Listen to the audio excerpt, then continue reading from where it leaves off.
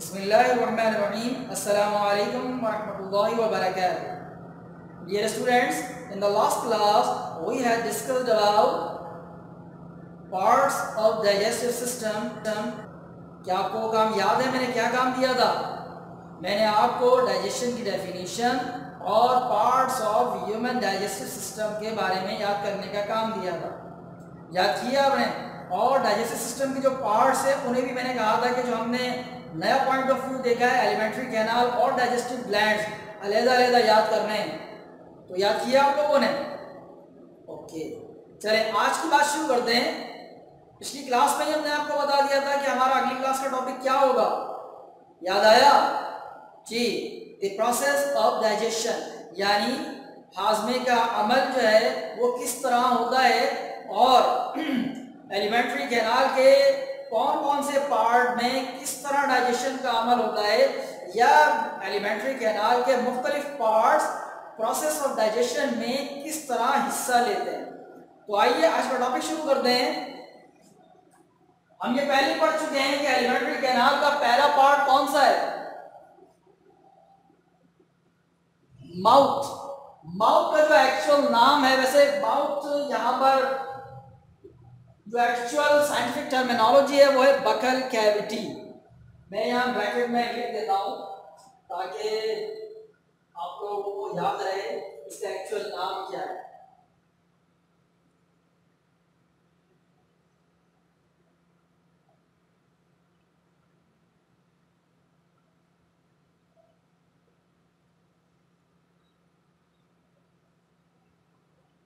जो सही नाम है वो क्या है?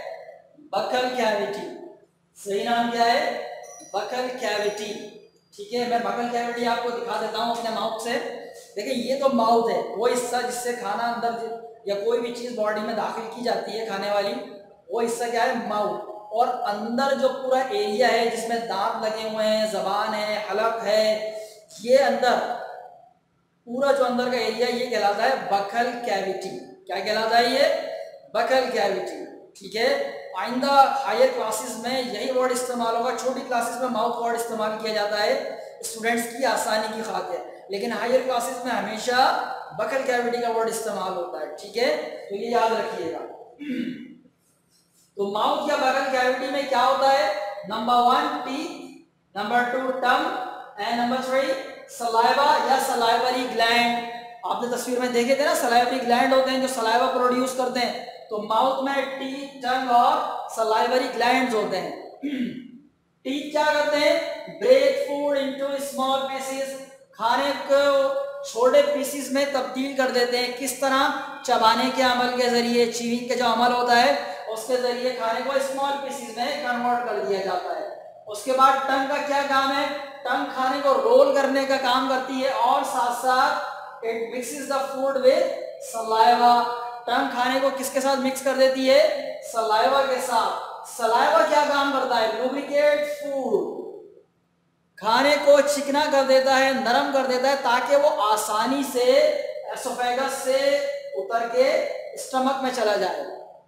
ठीक है, उसके साथ साथ सलाइवा में एक एंजाइम होता है जो स्टार्च की डाइजेशन में मदद देता है।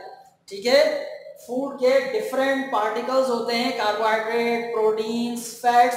तो स्टार्च इज अ कार्बोहाइड्रेट, तो स्टार्च की डाइजेशन में मदद देता है सलाइवा में मौजूद एक एंजाइम। ठीक है, वो एंजाइम क्या करता है? स्टार्च के हाजमे में मदद देता है। तो माउथ में क्या क्या काम हो रहे हैं? खाने को स्मॉल पीसेस में तब्दील किया जा रहा है, खाने को सलाइवा के साथ मिक्स किया जा रहा है और उसके साथ साथ स्टार्च की डाइजेशन में मदद की जा रही है एक एंजाइम के जरिए। उसके बाद ये खाना जब स्मॉल पीसेस में कन्वर्ट हो जाता है और सलाइवा के साथ मिक्स हो जाता है तो ये खाना एक बोलस की शक्ल में हो जाता है, एक छोटा सा बॉल बन जाता है, उसको कहते हैं बोलस। ठीक है, और इसमें जो मौजूद सलाइवा है वो उसको लुब्रिकेट कर देता है, चिकना कर देता है। तो हम जब उसे निगलते हैं इस तरह, तो ये आपके एसोफेगस के जरिए होता हुआ स्टमक में आ जाता है। कहाँ आ जाता है? स्टमक में।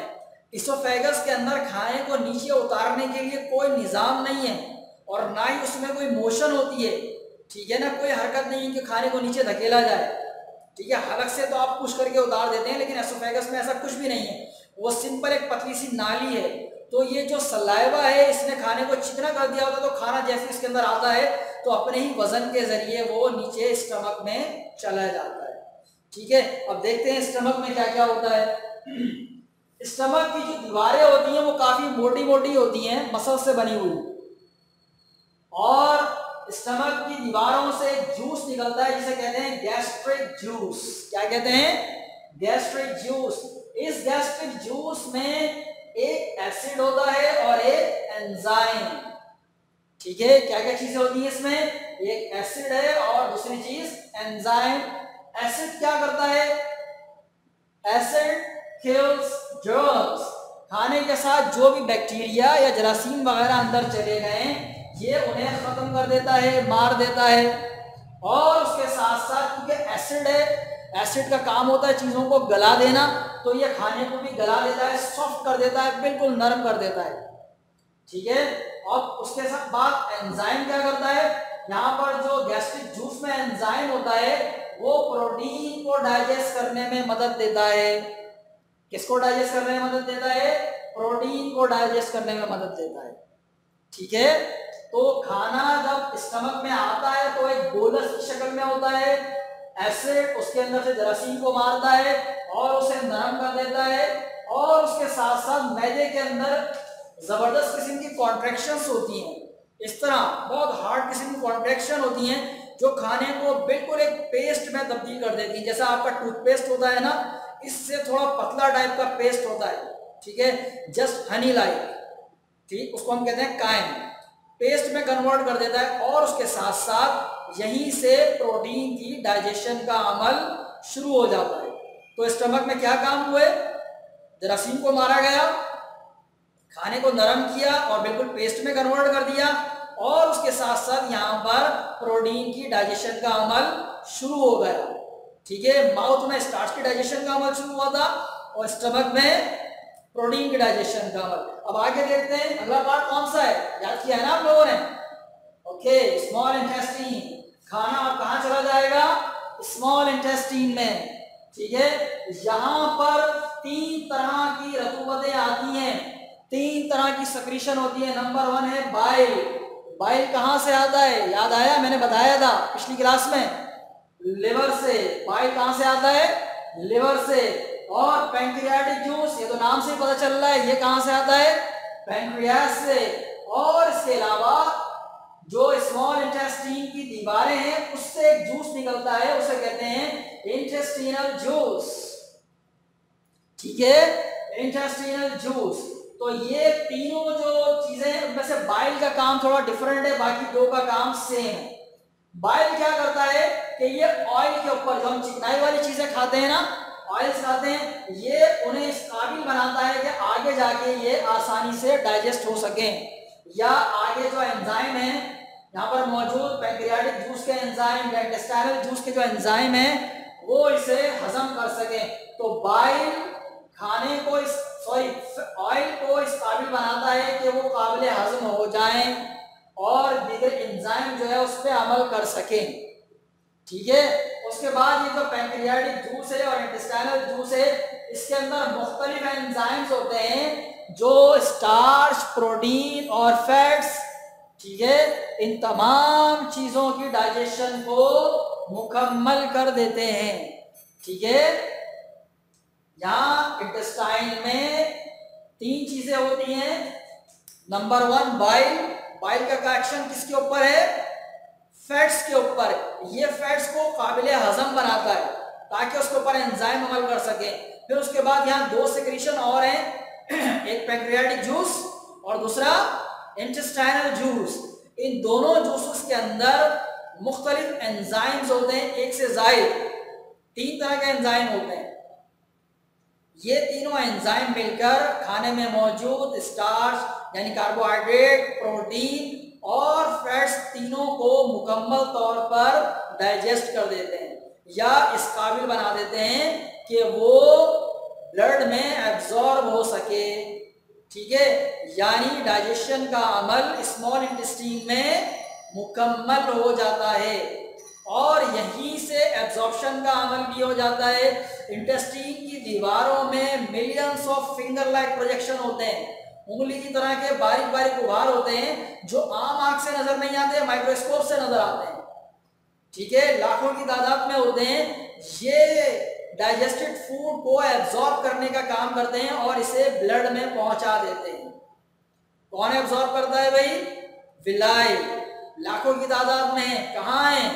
स्मॉल इंटेस्टाइन में। स्मॉल इंटेस्टाइन के अंदर जो विलाई हैं वो फूड को एब्जॉर्ब कर लेते हैं, डाइजेस्टेड फूड को एब्जॉर्ब कर लेते हैं। और उसके बाद क्या चीजें रह जाती हैं? अब यहाँ खाने में पानी रह जाता है, मिनरल्स रह जाते हैं, खाने में जो नमकियात थे वो रह जाते हैं, और अनडाइजेस्टेड फूड रह जाता है जिसे लार्ज इंटेस्टाइन में फॉरवर्ड कर दिया जाता है। तो लार्ज इंटेस्टाइन के अंदर मजीद जो है वो एब्जॉर्प्शन का अमल होता है। तो लार्ज इंटेस्टाइन में क्या क्या होता है वो आप मजीद देखते हैं। तो जो लार्ज इंटेस्टाइन है यहां पर एब्जॉर्प्शन का अमल होता है बस, क्योंकि डाइजेशन का अमल तो मुकम्मल हो गया था ना पीछे। कहां मुकम्मल हुआ था? स्मॉल इंटेस्टाइन में। वहां डाइजेशन मुकम्मल हो गया, यहाँ पर एब्जॉर्प्शन हो रही है किसकी? वाटर और मिनरल्स। बाकी सारा खाना जो भी काबिल हजम होता है वो स्मॉल इंटेस्टाइन में ही एब्जॉर्ब हो जाता है। यहाँ सिर्फ वाटर और मिनरल्स एब्जॉर्ब होते हैं। उसके बाद जो रह जाता है उसे हम कहते हैं अनडाइजेस्टेड फूड। ये अनडाइजेस्टेड फूड कहाँ भेज दिया जाता है? रेक्टम में। रेक्टम हमने आपको दिखाया था बना के, और रेक्टम के बाद एनस के जरिए उसे बॉडी से बाहर खारिज कर दिया जाता है। तो डाइजेशन का अमल माउथ से शुरू होता है। यहाँ पर टंग है, टीथ है और सलाइवरी ग्लैंड है। ये खाने को स्मॉल पीसेस में कन्वर्ट करते हैं, लुब्रिकेट करते हैं और स्टार्च की डाइजेशन में मदद देते हैं। उसके बाद खाना एसोफेगस के जरिए होता हुआ कहाँ आता है? स्टमक में। स्टमक में क्या क्या है? स्टमक में गैस्ट्रिक जूस है, और गैस्ट्रिक जूस में एक एसिड है और एक एंजाइम है। एसिड खाने में मौजूद जरासीम को खत्म करता है और खाने को नरम करके पेस्ट में कन्वर्ट करने में मदद देता है। और उसके बाद यहाँ जो एंजाइम है वो किस में मदद देता है? वो प्रोटीन की डाइजेशन में मदद देता है। इसके बाद खाना कहाँ शिफ्ट किया जाता है? ये खाना थोड़ा थोड़ा करके स्मॉल इंटेस्टाइन में आता है जो रेड कलर से बनी हुई है। यहाँ पर 3 तरह की रतूबतें आती हैं। कौन कौन सी? बाइल, यहाँ लीवर से बाइल आता है, पैंक्रियास से पैंक्रियाटिक जूस आता है, और स्मॉल इंटेस्टाइन की दीवारों से इंटेस्टिनल जूस आता है। बाइल का क्या काम होता है? बाइल ऑयल या फैट्स को काबिल हजम बनाता है, और उसके बाद पैंक्रियाटिक जूस और इंटेस्टाइनल जूस के अंदर एंजाइम्स होते हैं जो डाइजेशन का अमल मुकम्मल कर देते हैं। और डाइजेशन मुकम्मल होते ही यहीं से साथ साथ एब्जॉर्प्शन का अमल भी चलता रहता है। एब्जॉर्प्शन के लिए यहाँ पर स्पेशल कौन से स्ट्रक्चर मौजूद हैं? विलाई। विलाई खाने को एब्जॉर्ब करते हैं और ब्लड में पहुंचा देते हैं। उसके बाद यहाँ पर मौजूद अनडाइजेस्टेड फूड और वाटर और मिनरल्स को कहाँ भेज दिया जाता है? लार्ज इंटेस्टाइन में, ये जो ब्लू कलर से बनी हुई है, ठीक है, इसमें भेज दिया जाता है। यहाँ पर मिनरल्स और वाटर को एब्जॉर्ब कर लिया जाता है, और जो अनडाइजेस्टेड फूड है उसको कहाँ भेज दिया जाता है? रेक्टम में। और रेक्टम के बाद एनस के जरिए उसे बॉडी से बाहर खारिज कर दिया जाता है।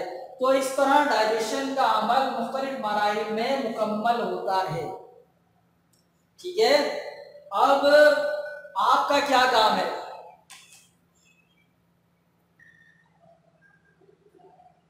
अब आपका क्या काम है? आपको ये पूरा प्रोसेस अच्छी तरह सुनना है। पहले सबसे पहला काम क्या है? इस वीडियो को कम से कम 3 मरतबा देखना है आपने, कम से कम 3 मरतबा, ठीक है, ताकि ये प्रोसेस अच्छे से आपको समझ में आ जाए। ठीक, उसके बाद घर में मौजूद किसी भी फर्द के साथ इसको डिस्कस करना है। वो वीडियो देखते रहें आवाज स्लो करके, और आप जबानी उन्हें बताते रहें कि भाई देखें माउथ में फूड के साथ ये होता है, ये होता है, स्टमक में फूड के साथ ये होता है, स्मॉल इंटेस्टाइन में खाने के साथ ये मराहिल होते हैं और ये चीज़ें होती हैं, और ये डाइजेशन का अमल होता है, और लार्ज इंटेस्टाइन में ये अमल होता है, और उसके बाद खाना यहाँ चला जाता है, यहाँ से बॉडी से बाहर निकाला जाता है। तो ये तमाम चीज़ें किसी के साथ बैठकर आपको डिस्कस करना है ताकि ये सारा का सारा अच्छी तरह जहन में आपके बैठ जाए। ठीक है, आज के दिन का काम यही है, इस वीडियो को कम से कम 3 मरतबा देखना है और घर में किसी के साथ बैठ के इसको डिस्कस करना है बगैर देखे। जिसके साथ आप डिस्कस करेंगे वो वीडियो देखता है स्लो आवाज करके और आप उन्हें बताते रहें, समझाएं बिल्कुल इसी तरह जैसे मैं आपको समझा रहा हूं ऐसे आप उनको समझाएं। ठीक है, तो इंशाअल्लाह ये पूरा प्रोसेस आपके जहन में अच्छी तरह उतर जाएगा और जहन नशीन हो जाएगा। तो इंशाअल्लाह अगली वीडियो में हम रेस्पिरेशन के बारे में बात करेंगे या रेस्पिरेटरी सिस्टम के बारे में डिस्कस करेंगे। ठीक है, तब तक के लिए अस्सलाम वालेकुम व रहमतुल्लाहि व बरकातहू। अल्लाह हाफिज।